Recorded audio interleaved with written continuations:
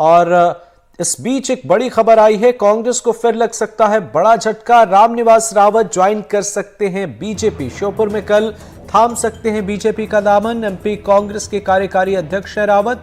Vijaypur seat से विधायक भी हैं रामनिवास रावत। तो यह अहम खबर, कांग्रेस को फिर लग सकता है बड़ा झटका।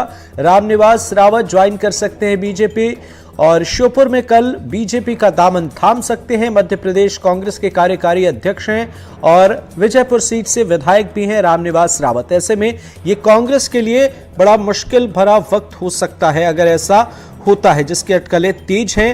इससे पहले अक्षय कांति बम ने मैदान छोड़ दिया है, वे बीजेपी के खेमे में चले गए हैं और इस बीच ये खबर सामने आई है, कांग्रेस के लिए ये बेहतर नहीं है। रामनिवास रावत बीजेपी ज्वाइन कर सकते हैं। सहयोगी देव श्रीमाली का रुख करते हैं। देव जी, क्या है ये पूरा मामला?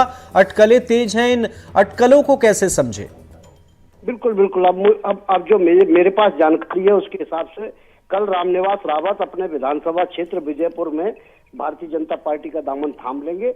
उनके भाजपा में जाने की अटकलें तो पिछले 20 दिन से लग रही थी, लेकिन इस बीच में वो लगातार कांग्रेस का प्रचार भी करते रहे। दिग्विजय सिंह का प्रचार करने भी गए हुए थे राजगढ़। लेकिन अब जो खबर आ रही है उसमें ये पक्का माना जा रहा है कि वो जो कल मुख्यमंत्री डॉक्टर मोहन यादव, बीडी शर्मा जो प्रदेश अध्यक्ष हैं और नरेंद्र सिंह तोमर स्पीकर, ये तीनों विजयपुर पहुंच रहे हैं और वहां एक विशाल जनसभा होने वाली है। और उसी विशाल जनसभा में नरेंद्र तोमर और बीडी शर्मा और मोहन यादव के समक्ष रामनिवास रावत भारतीय जनता पार्टी की सदस्यता लेंगे, कांग्रेस छोड़ने का ऐलान करेंगे। और ये कांग्रेस को ग्वालियर चंबल संभाग में एक बड़ा झटका है, क्योंकि रामनिवास रावत 1990 से विधायक हैं, सिर्फ 2 बार हारे हैं, लगभग 6 बार के विधायक हैं। वो मंत्री रहे हैं दिग्विजय सिंह की सरकार में, बड़े कद्दावर नेता माने जाते हैं। वो जो है मध्य प्रदेश के कार्यकारी अध्यक्ष भी रहे हैं कांग्रेस कमेटी के। तो इस तरह से वो बड़े ताकतवर नेता हैं और रावत जाति में उनका एक बड़ा दखल है। इसका फर्क दिग्विजय सिंह के क्षेत्र पर भी पड़ेगा, क्योंकि उनका जो चाचौड़ा विधानसभा क्षेत्र है वहां और राजगढ़ विधानसभा में, दोनों में रावतों के बड़ी संख्या में वोट हैं। अगर हम ग्वालियर संसदीय क्षेत्र की बात करें तो डबरा, भितरवार, करेरा और ग्वालियर ग्राम सिटी में तो ये रावतों के बड़ी संख्या में वोट हैं। मुरैना लोकसभा क्षेत्र में मुरैना, श्योपुर, विजयपुर, श्योपुर और सबलगढ़ विधानसभा क्षेत्रों में बड़ी संख्या में रावत जाति के वोट हैं, जिन पर रामनिवास रावत का होल्ड माना जाता है। और रामनिवास रावत कट्टर कांग्रेसी माने जाते थे। वो राजनीति में सिंधिया परिवार के कारण आए थे, लेकिन जब ज्योतिरादित्य सिंधिया कांग्रेस छोड़ के गए तो उन्होंने कांग्रेस छोड़ने से इनकार कर दिया था और कहा था कि अगर वो सिंधिया जी दूसरी पार्टी बनाते हैं अपनी कोई, तो हम जा सकते हैं, लेकिन भारतीय जनता पार्टी में नहीं जाएंगे। तो इस तरह से एक बड़ा झटका है। वो दरअसल एसएलपी जो सीएलपी लीडर बनने के लिए जब कवायद चली थी, तभी से उनकी नाराजगी है। वो नेता प्रतिपक्ष बनना चाहते थे, उनको आश्वासन भी दिया गया था, लेकिन एन समय पर उनका नाम काट दिया गया। उसके बाद वो मुरैना लोकसभा क्षेत्र से सांसद का चुनाव लड़ना चाहते थे, उनको हो सकता है आश्वासन भी दिया गया हो, लेकिन फिर जब वहां से भी टिकट नहीं मिला, उसके बाद से वो लगातार नाराज चल रहे थे। और हालांकि जाएंगे नहीं जाएंगे, जाएंगे नहीं जाएंगे, ये चलता रहा। लेकिन आखिरकार अब वो समय आ ही गया है जब वो कल कांग्रेस को छोड़कर भारतीय जनता पार्टी का हाथ थामने जा रहे हैं। बिल्कुल देव जी, चलिए, ये तो है कि रामनिवास रावत की नाराजगी है, पर क्या इससे पहले कोई संकेत नजर आए हैं या इस मामले को लेकर मौजूदा वक्त में कोई बयान?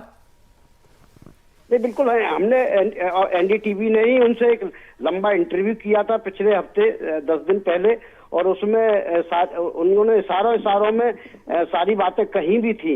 हालांकि उन्होंने ये कहा था कि वो, इसका मतलब ये नहीं कि वो कांग्रेस छोड़ने जा रहे हैं, लेकिन कांग्रेस में सब कुछ ठीक नहीं चल रहा है, आपस में नेताओं का समन्वय नहीं है। उनकी बड़ी नाराजगी इस बात को लेके थी कि मुरैना में जिनको टिकट दिया गया है, जब रावत खुद मुरैना लोकसभा क्षेत्र से चुनाव लड़े थे तो उन्होंने कांग्रेस के खिलाफ बीजेपी के समर्थन में बूथ कैप्चर किए थे। इसकी शिकायत भी हुई थी पुलिस में, लेकिन अब उन्हीं को टिकट दे दिया गया है। इससे भी वो बहुत नाराज थे, पार्टी के नेतृत्व को लेके भी नाराज थे। तो ये सारे मुद्दे उन्होंने उठाए थे। हालांकि वो बार बार कह रहे थे कि इसका मतलब ये नहीं कि वो कांग्रेस छोड़ने जा रहे हैं, लेकिन उनका मन जो है कांग्रेस में नहीं लग रहा था। तो उसका एक और कारण है कि दिग्विजय सिंह से कभी भी रामनिवास रावत के रिश्ते अच्छे नहीं रहे। रामनिवास रावत माधवराव सिंधिया के बड़े निकटतम व्यक्ति माने जाते थे, फिर ज्योतिरादित्य के निकटतम माने जाते थे और उनसे सीधे दिग्विजय सिंह से टक्कर लेते थे। तो दिग्विजय सिंह से उनके कभी भी खाते अच्छे नहीं रहे। और अब कमलनाथ के कांग्रेस में साइडलाइन हो जाने के बाद उनके सामने कोई नेता भी नहीं बचा जिसके सहारे वो कांग्रेस में समय काटते। तो मुझे लगता है कि यही एक वजह है कि जिसके कारण वो कांग्रेस छोड़ के बीजेपी में शामिल हो रहे हैं। बिल्कुल।